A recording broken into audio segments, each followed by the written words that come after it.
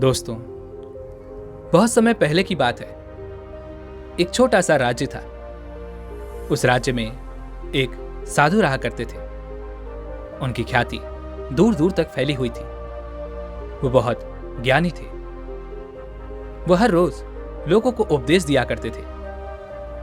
एक दिन वह सभी को उपदेश दे रहे थे और कुछ समझाने का प्रयास कर रहे थे।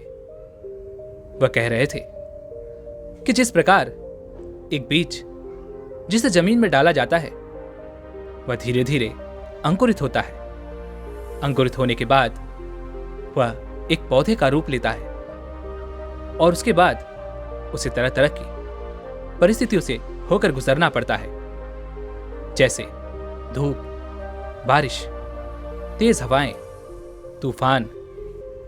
इन सभी परिस्थितियों का सामना करते हुए वह बड़ा होता है और कुछ वर्षों के बाद वह इतना बड़ा हो जाता है कि वह फल देने लगता है। और इन सभी में उसे एक निश्चित समय लगता है। लेकिन हम इंसान, हम जब भी कोई कार्य करते हैं तो हमें उसका फल तुरंत चाहिए। और यही इंसान की सबसे बड़ी गलती है, क्योंकि एक इंसान यह भूल जाता है कि प्रकृति के नियम अलग हैं। प्रकृति हमारी तरह नहीं सोचती। प्रकृति के काम करने का तरीका अलग है। जो मेहनत हम आज करते हैं उसका फल हमें आने वाले समय में ही मिलेगा। और फल मिलने से पहले हमें भी तरह तरह की विपरीत परिस्थितियों का सामना करना पड़ेगा। और यदि कोई इन विपरीत परिस्थितियों से हार मान लेता है तो हमें अपनी मेहनत का फल कभी नहीं मिल पाएगा। यही इस प्रकृति का नियम है और इसी तरह यह प्रकृति काम करती है। आगे वह गुरुवर उन सभी को उपदेश देते हुए कहते हैं कि तुमने तो देखा ही होगा, ऐसे बहुत से लोग होंगे जो शुरू शुरू में बहुत मेहनत करते हैं, अपने काम में पूरी तरह से जुट जाते हैं, पूरे मन और लगन के साथ अपने कार्य को करते रहते हैं।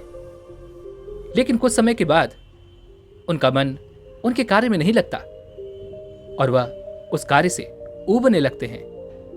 जब भी उनके सामने कोई छोटी सी विषम परिस्थिति आ जाती है तो वो उसके सामने हार मान लेते हैं, निराश हो जाते हैं और फिर उसके बाद वह मेहनत करना ही छोड़ देते हैं, जिस कारण उन्हें उनकी मेहनत का फल नहीं मिल पाता। और फिर कुछ समय के बाद उन्हें यह एहसास होता है कि उनसे गलती हो गई। यदि उन्होंने अपने इस कार्य को लगातार किया होता, पूरे मन और लगन के साथ अपनी मेहनत से इस कार्य को किया होता, तो वह इस कार्य में जरूर सफल हो जाते। और ऐसा तब होता है जब वो लोग अपने आसपास के लोगों को उसी कार्य में सफल होता हुआ देखते हैं। तब उन्हें भी यह महसूस होता है कि मुझे भी इस कार्य को करते रहना चाहिए था। यदि मैं भी इस कार्य को अब तक लगातार कर रहा होता तो मुझे भी कामयाबी मिल ही गई होती। लेकिन अब समय बीत चुका होता है और उसके पास पश्चाताप के अलावा और कुछ नहीं बचा होता।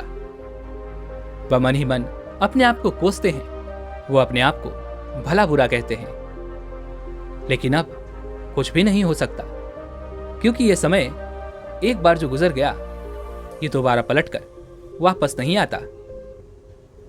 जब गुरु अपना उपदेश उन सभी को दे रहे थे, उसी बीच गांव का एक व्यक्ति वहां पर उपस्थित था।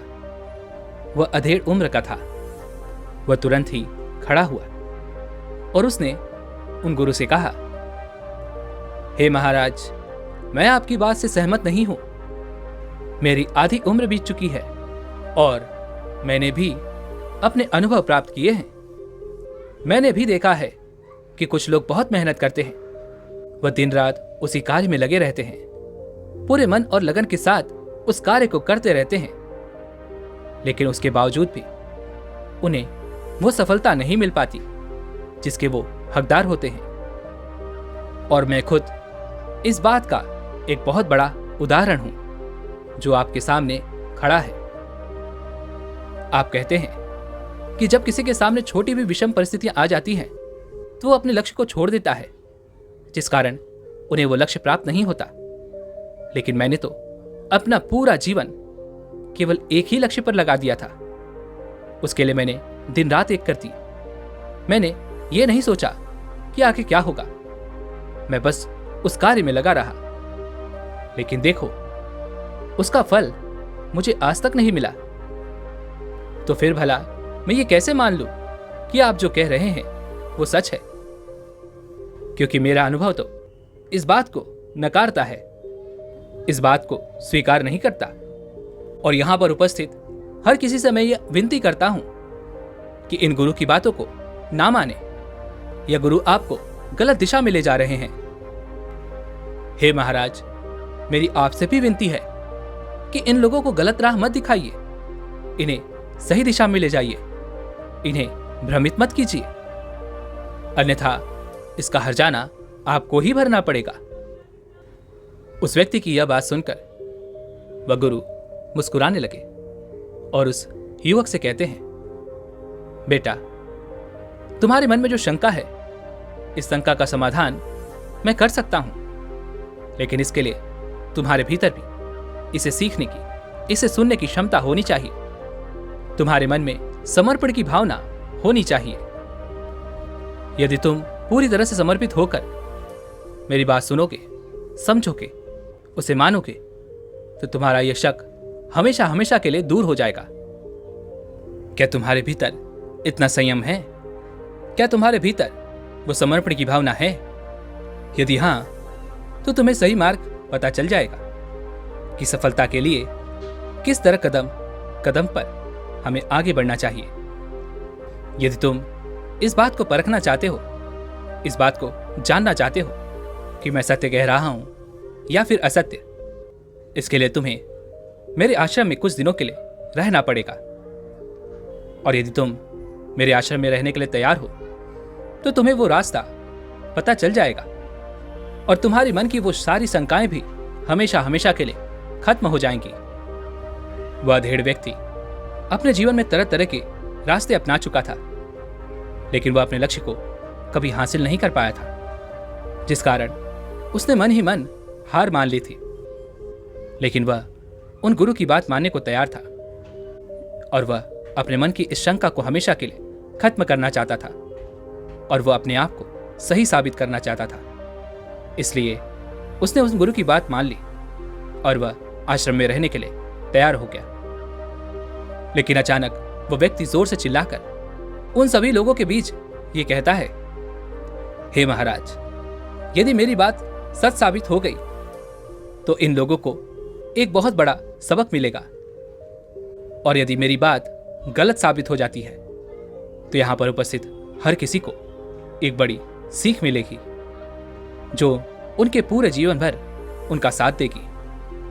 लेकिन मेरी भी एक शर्त है, यदि मैं सही साबित होता हूं तो आपको अपनी गुरु की यह पदवी हमेशा हमेशा के लिए छोड़नी होगी और यहां से कहीं दूर चले जाना होगा, क्योंकि मैं नहीं चाहता आप इस तरह से इन लोगों को गलत राह दिखाएं, इन लोगों को भ्रमित करें। ये गलत है और मेरी नजर में यह सबसे बड़ा पाप है। उन गुरु ने उस युवक की ये सारी बातें ध्यानपूर्वक सुनी और उसके बाद वह उस युवक की चुनौती को स्वीकार करते हैं। उसके बाद से वह युवक उन गुरु के आश्रम में रहने के लिए चला गया। अगले दिन सुबह सुबह वह गुरुवर अपने हाथों में कुछ बीज लेकर आए और उन्होंने वो बीज उस अधेड़ आदमी के हाथों में रख दिया और उस युवक से कहते हैं, लो, इनमें से तुम 4 बीज चुन लो। वह युवक उन गुरु की बात मान लेता है और उन सभी बीजों में से 4 बीज चुन लेता है। उसके बाद वह गुरुवर उस व्यक्ति से कहते हैं, अब से इन 4 बीजों की जिम्मेदारी तुम पर है। अब तुम्हें ही इनका ख्याल रखना होगा, इनका पालन पोषण करना होगा। अब से मैं बस ये देखना चाहता हूं कि तुम इन 4 बीजों को किस तरह से बड़ा करते हो, इन बीजों से तुम कैसे एक वृक्ष का निर्माण करते हो और फिर उनमें कैसे फल लगते हैं। और इसके लिए तुम यहां पर उपस्थित कहीं की भी जमीन चुन सकते हो। इस आश्रम के चारों तरफ अच्छी और उपजाऊ जमीन है। तुम किसी भी कोने में इन बीजों को बो सकते हो, और यदि इस बीच तुम्हें लगे कि तुम्हें मेरी आवश्यकता है तो तुम सीधे मेरे पास आ सकते हो। मैं तुम्हारी हर मुमकिन मदद करने को तैयार हूं। इतना कहकर वो साधु वहां से चले गए, और अब वह अधेड़ उम्र का व्यक्ति उन बीजों के लिए सही और उपजाऊ जमीन ढूंढने लगा। उसने देखा कि आश्रम के एक कोने में बहुत कम पौधे लगे हुए हैं, जहां की मिट्टी भी बहुत उपजाऊ लग रही थी। उसने उसी हिस्से को चुना और वहीं पर उसने उन चारों बीजों को बो दिया, और उसके बाद से वह हर रोज उन बीजों को पानी दिया करता, उनकी देखभाल किया करता, और तो और वह वहां पर किसी भी पक्षी और पशुओं को गुजरने तक नहीं देता था। देखते ही देखते कुछ दिन बीत गए, और फिर उनमें से 3 बीज अंकुरित हो गए। उनमें से पौधे निकलने लगे, लेकिन एक बीज जो जमीन में ही खराब हो चुका था, उसमें से कोई भी पौधा नहीं निकल पाया। लेकिन अब वह अधेड़ उम्र का व्यक्ति अपनी बात को सही साबित करना चाहता था, इसलिए उसने उन तीनों पौधों का विशेष रूप से ध्यान देना शुरू किया। उन पौधों की हर चीज की जरूरत का ध्यान रखा। वह नियमित रूप से उनमें खाद डालता, पानी देता, और पशु पक्षियों को उसके आसपास गुजरने तक नहीं देता था। ऐसे ही कई दिन बीत गए, और कुछ दिनों बाद जब उसने देखा तो उन 3 पौधों में से 2 पौधे पूरी तरह मुरझा चुके थे, वह नष्ट हो चुके थे। लेकिन एक पौधा अब भी हरा भरा था, वह आगे बढ़ रहा था, और बाकी के दोनों पौधे कड़ी धूप और बरसात के कारण पूरी तरह नष्ट हो चुके थे। लेकिन आखिरकार उस अधेड़ उम्र के व्यक्ति को सफलता मिल चुकी थी। उन 4 बीजों में से एक बीज सफलतापूर्वक पौधा बन चुका था, और वह धीरे धीरे बढ़ रहा था। देखते ही देखते कुछ महीने बीत गए, और अब वह पौधा एक पेड़ का रूप ले चुका था, और उसमें अब फल भी लगने लगे थे। यह देखकर वह अधेड़ उम्र का व्यक्ति बहुत प्रसन्न हुआ। उसकी खुशी का कोई ठिकाना नहीं था। वह तुरंत गया और उन गुरु को बुला लाया, और उनसे कहने लगा, हे महाराज, देखिए, यह पौधा अब बड़ा हो चुका है, और अब इसमें फल भी आने लगे हैं। उन गुरु ने उस पौधे को ध्यान से देखा, और उसके बाद वह उस व्यक्ति से कहते हैं, बेटा, मैंने तो तुम्हें 4 बीज दिए थे, उन चारों बीजों का क्या हुआ? तभी वह व्यक्ति उन साधु से कहता है, हे महाराज, जो आपने 4 बीज दिए थे, उनमें से एक बीज तो अंकुरित ही नहीं हुआ। 3 बीज अंकुरित हुए, उनमें से पौधे निकले, लेकिन कड़ी धूप और बरसात के कारण केवल एक ही बीज सफलतापूर्वक बच पाया, संभल पाया, और वही आज इस पेड़ के रूप में आपके सामने खड़ा है, जो आपको फल भी दे रहा है। तभी वह साधु उस व्यक्ति से कहते हैं, आखिर ऐसा क्यों हुआ? तभी वह अधेड़ उम्र का व्यक्ति उन साधु से कहता है, हे महाराज, ऐसा ही तो होता है। हर बीज पेड़ नहीं बन पाता, लेकिन मैं खुश हूं कि मैं सफल हुआ और मेरी बात सच साबित हुई। इन 4 बीजों में से एक बीज सफलतापूर्वक पेड़ बन चुका है। क्या ये सफलता नहीं है? देखते ही देखते शाम का वक्त हो चुका था, और अब वह गुरु एक बार फिर उपदेश देने जा रहे थे। सभी शिष्य अपनी अपनी जगहों पर उपस्थित हो चुके थे। तभी वह गुरु और वह अधेड़ उम्र का व्यक्ति वहां पहुंचते हैं, और सभी शिष्यों को संबोधित करते हुए वह गुरु उस बात को आगे बढ़ाते हैं और कहते हैं, जमीन में बीज डालते वक्त हम कभी भी ये ख्याल नहीं रखते वह जमीन कैसी है, उसकी गुणवत्ता कैसी है, क्या उसमें बीज डाले जा सकते हैं या नहीं। यदि हम उसमें बीज बोते हैं तो क्या वो पौधा बनेगा या नहीं, या वह एक पेड़ बन पाएगा या नहीं। इन सब चीजों का हम कभी ध्यान नहीं देते। हमारे हाथ में जिस प्रकार वह बीज आते हैं, बस हम उसी प्रकार बिना कुछ सोचे समझे उन्हें जमीन में फेंक देते हैं, गाड़ देते हैं, जिस कारण ही अधिकांश समय वह बीज अंकुरित नहीं हो पाते और उनमें से कोई भी पौधा निकल नहीं पाता। ठीक उसी प्रकार हमें भी अपने जीवन का लक्ष्य चुनते हुए बहुत सतर्क रहना चाहिए, क्योंकि यदि हमारे लक्ष्य की गुणवत्ता अच्छी ना होगी तो हम भविष्य में कभी भी कामयाबी को हासिल नहीं कर पाएंगे और हमारे हाथ हमेशा नाकामयाबी ही लगेगी। इसलिए हम जो भी लक्ष्य चुनते हैं उसके बारे में हमें अच्छे से सोच लेना चाहिए, विचार कर लेना चाहिए कि जो लक्ष्य हम चुन रहे हैं क्या यह भविष्य में हमें वो नतीजे दे पाएगा या नहीं। हमें पहले से ही यह सोच लेना चाहिए और फिर उस बीज को अपने मन में बोना चाहिए। इसका अर्थ यही है कि हमारा मन उस धरती की भांति है, उस जमीन की तरह है जो हमारे लक्ष्य के बीज को अंकुरित करता है, उसमें से पौधे का निर्माण करता है और फिर वही पौधा एक दिन बड़ा होकर हमारे लिए फल देता है। इसलिए हमें उस बीज को जमीन में डालने से पहले उस जमीन को साफ करना बहुत जरूरी होता है। अक्सर हम कभी भी बीज को जमीन में डालने से पहले यह नहीं सोचते कि जमीन तैयार है या नहीं, उसे साफ करने की जरूरत है या नहीं। वहां पर तरह तरह की घासें होती हैं, खरपतवार होते हैं जिन्हें हमें हटाना पड़ता है। उस जमीन में हमें समय समय पर पानी देना होता है, तब जाकर वो जमीन तैयार हो पाती है। ठीक उसी प्रकार हमारा मन भी होता है और ये सारी बातें हमारे मन पर भी लागू होती हैं। अक्सर हमारे मन में जो विचार आते हैं, जो हम दूसरों से प्रभावित होकर अपने लक्ष्यों का निर्धारण करते हैं, वह पूरी तरह से सही हो ऐसा जरूरी नहीं है।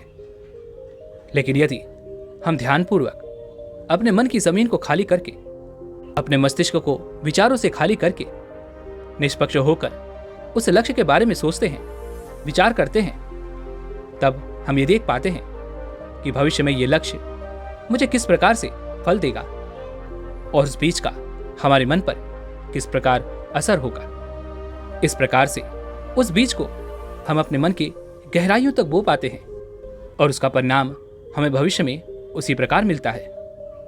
ये दो बातें याद रखते ही हम किसी भी लक्ष्य में कामयाब हो जाएं, ऐसा भी जरूरी नहीं है, क्योंकि हर लक्ष्य में तरह तरह की विपरीत परिस्थितियां हमारे सामने आती ही रहेंगी। लेकिन एक समझदार व्यक्ति हमेशा जानता है कि विपरीत परिस्थितियों का सामना उसे कैसे करना है, उसे किस तरह से उन विपरीत परिस्थितियों को अपनी राह से हटाना है। वह ये जानता है कि विपरीत परिस्थितियां उसे मजबूत बनाने के लिए आई हैं, ना कि उसे कमजोर बनाने के लिए। लेकिन अधिकांश लोग इन विपरीत परिस्थितियों के सामने हार मान लेते हैं और वह अपने लक्ष्य को बीच में ही छोड़ देते हैं, जो कि एक इंसान की सबसे बड़ी गलती होती है। क्योंकि एक बीज अंकुरित होकर पौधा बनेगा और पौधा पेड़ बनेगा, इसके लिए हमें हर मुमकिन कोशिश करनी पड़ती है। और जब तक वो पौधा पेड़ नहीं बन जाता, तब तक हमें उसका ध्यान रखना होता है, उसका ख्याल रखना होता है, ताकि वह पेड़ बन सके, तभी तो वो हमें फल प्रदान करेगा। लेकिन इस बीच उस पौधे को तरह तरह की विषम परिस्थितियों का सामना करना पड़ता है। कभी बहुत गर्मी, तो कभी बहुत सर्दी, तो कभी बहुत तेज बरसात, आंधी तूफान। इन सभी परिस्थितियों का सामना करके ही वह एक दिन पेड़ का रूप ले पाता है। यदि वो इन परिस्थितियों को सहन ही ना कर पाए तो वह पौधा कभी भी पेड़ नहीं बन सकता। और जब वह कभी पेड़ बन ही नहीं पाएगा तो भला हमें फल कैसे देगा। इसलिए उसे एक मजबूत पेड़ बनने के लिए उन विषम परिस्थितियों का सामना करना ही पड़ता है। ठीक इसी प्रकार एक इंसान को भी इस समाज के ताने सहने पड़ते हैं। आपके आसपास के लोग आपसे हमेशा कुछ न कुछ गलत ही कहेंगे, आपके आत्मविश्वास को तोड़ने का प्रयास करेंगे। वो आपसे कहेंगे कि इतनी देर हो चुकी है, तुमने इतना समय लगा दिया है, लेकिन अब तक तुम सफल नहीं हो पाए। मेरे बेटे को देखो, मेरे भाई को देखो, मेरे पिता को देखो, उन्होंने कुछ ही समय में वे इतना अच्छा पैसा कमाने लगे हैं।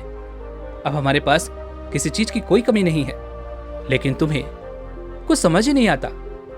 तुम्हें इतना वक्त हो चुका है ये काम करते हुए, लेकिन तुम्हें सफलता नहीं मिल रही। लेकिन उसके बावजूद भी तुम इस कार्य को कर रहे हो। क्या ये मूर्खता नहीं है? भला इतना समय कौन देता है? लेकिन ये सभी आपके लिए एक विषम परिस्थितियां हैं जिन्हें आपको पार करना ही होगा। जब आप इन विषम परिस्थितियों का सामना करते हैं तो आप अपने आने वाले लक्ष्य के लिए और मजबूती से तैयार होते हैं। और आखिर में ये सब पूरा होने के बाद एक इंसान की सबसे बड़ी ताकत होती है उसका संयम, क्योंकि आपको अपने लक्ष्य तक पहुंचने के लिए संयम तो रखना ही होगा। चुप रहकर निरंतर अपने लक्ष्य की ओर आगे बढ़ते रहना होगा। जब आप निरंतरता से अपने कार्य को करते रहेंगे तो आप उस छोटे से पेड़ को लगातार पानी देने का काम करते रहेंगे। और जब आप ऐसा करते हैं तो एक न एक दिन वह पौधा पेड़ बन ही जाएगा और बहुत सारे मीठे फल भी देगा। क्योंकि जितना समय वो पौधा एक पेड़ बनने में लेगा वो उतने ही मीठे फल देगा। इसलिए हमें कभी भी अपने जीवन में हार नहीं माननी चाहिए। अपने लक्ष्य की तरफ निरंतर बढ़ते रहना चाहिए। अपनी बात खत्म करते हुए वह गुरु उस अधेड़ उम्र के व्यक्ति से कहते हैं, क्या अब भी आपके मन में कोई शंका है, कोई प्रश्न है, तो वह आप मुझसे अब पूछ सकते हैं। मुझे लगता है कि आप ये जान चुके होंगे कि आप अपने जीवन में सफल क्यों नहीं हो पाए। यदि आपने इन बातों का अपने जीवन में पालन किया होता तो आप जरूर ही कामयाब हो जाते। तभी वह अधेड़ उम्र का व्यक्ति उन गुरु के सामने हाथ जोड़कर उन गुरु से कहता है, हे महाराज, मुझसे बहुत बड़ी गलती हो गई। जो शिक्षा आपने मुझे प्रदान की है, यह शिक्षा बहुत किस्मत वालों को मिलती है। इन शिष्यों को आप जैसा मार्गदर्शक मिला है, यह बहुत बड़ी बात है। काश मुझे भी अपने जीवन में ऐसा कोई मार्गदर्शक मिल जाता तो शायद मैं भी आज अपने जीवन में सफल होता। लेकिन आज मैं ये जान चुका हूं कि मुझसे क्या क्या गलतियां हुई थी और किन कमियों के कारण मैं अपने जीवन में सफल नहीं हो पाया। लेकिन मुझे अब भी अपने किए पर कोई पछतावा नहीं है, क्योंकि आज जो मुझे ज्ञान मिला है, इस ज्ञान को मैं अपने बच्चों तक पहुंचाऊंगा। उन्हें सही दिशा दे पाऊंगा, उन्हें सही रास्ता दिखा पाऊंगा। आपने मेरी आंखें खोल दी, इसके लिए आपका बहुत बहुत धन्यवाद। लेकिन हे गुरुवर, मेरे मन में अब भी एक पीड़ा है, एक दर्द है। इस बात को यदि मैं पहले जान लेता तो मैं भी अपने जीवन में कुछ कर पाता। लेकिन अब तो मेरा आधा जीवन बीत चुका है और अब इस ज्ञान को ग्रहण करके मेरे जीवन में क्या बदलेगा? यह ज्ञान मुझे केवल दुख ही देगा, तकलीफ ही देगा। तभी वह गुरुवर उस अधेड़ उम्र के व्यक्ति से कहते हैं, बेटा, ज्ञान ग्रहण करने की कोई उम्र नहीं होती है।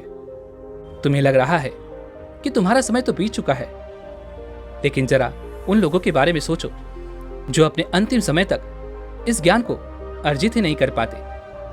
वह इस दुनिया से चले जाते हैं, लेकिन उन्हें इस बात का तनिक भी एहसास नहीं होता। उन्हें अपनी गलतियों का एहसास तक नहीं हो पाता। कितने ही लोग ऐसे आते हैं और इस दुनिया से चले जाते हैं। उन्हें यह भी एहसास नहीं हो पाता कि आखिर उन्होंने अपने जीवन में क्या क्या गलतियां की हैं। लेकिन तुम तो बहुत किस्मत वाले हो कि तुम्हें समय पर यह पता चल सका कि आखिर तुमने अपने जीवन में क्या किया है और क्या नहीं। तुमने अपने जीवन में क्या क्या गलतियां की हैं जिस कारण तुम अपने लक्ष्य तक नहीं पहुंच पाए। तुम अपनी आने वाली पीढ़ी को सही रास्ता दिखा सकते हो, उन्हें सही मार्ग पर ले जा सकते हो। और जिस नजर से मैं देख रहा हूं, उस नजर से इससे बड़ा कार्य, इससे बड़ा लक्ष्य और कोई नहीं हो सकता। यदि कोई लक्ष्य केवल हम निर्धारित करते हैं तो उससे सिर्फ हमारा भला होता है, लेकिन जब हम दूसरों का मार्गदर्शन करते हैं तो उससे पूरी कायनात का भला होता है। पूरी दुनिया उससे प्रेरित होती है। वह अपने लिए सही लक्ष्य निर्धारित कर पाती है और अपने लक्ष्यों को पूरा कर पाती है। इसलिए कभी निराश मत होना। जीवन के प्रति सकारात्मक सोच हमेशा बनाए रखना। इतना कहकर वह गुरु शांत हो गए और वह व्यक्ति भी उन गुरुवर को प्रणाम करके अपने घर की ओर लौट गया। दोस्तों, उम्मीद है कि आपने आज की इस वीडियो से ज़रूर कुछ न कुछ सीखा होगा। तो इस वीडियो को लाइक ज़रूर कीजिएगा और ऐसी और वीडियोस के लिए आप हमारे चैनल को सब्सक्राइब और घंटी बटन को भी ज़रूर दबा सकते हैं। तो चलिए मिलते हैं ऐसी एक और वीडियो में, तब तक के लिए अपना ख्याल रखें। धन्यवाद।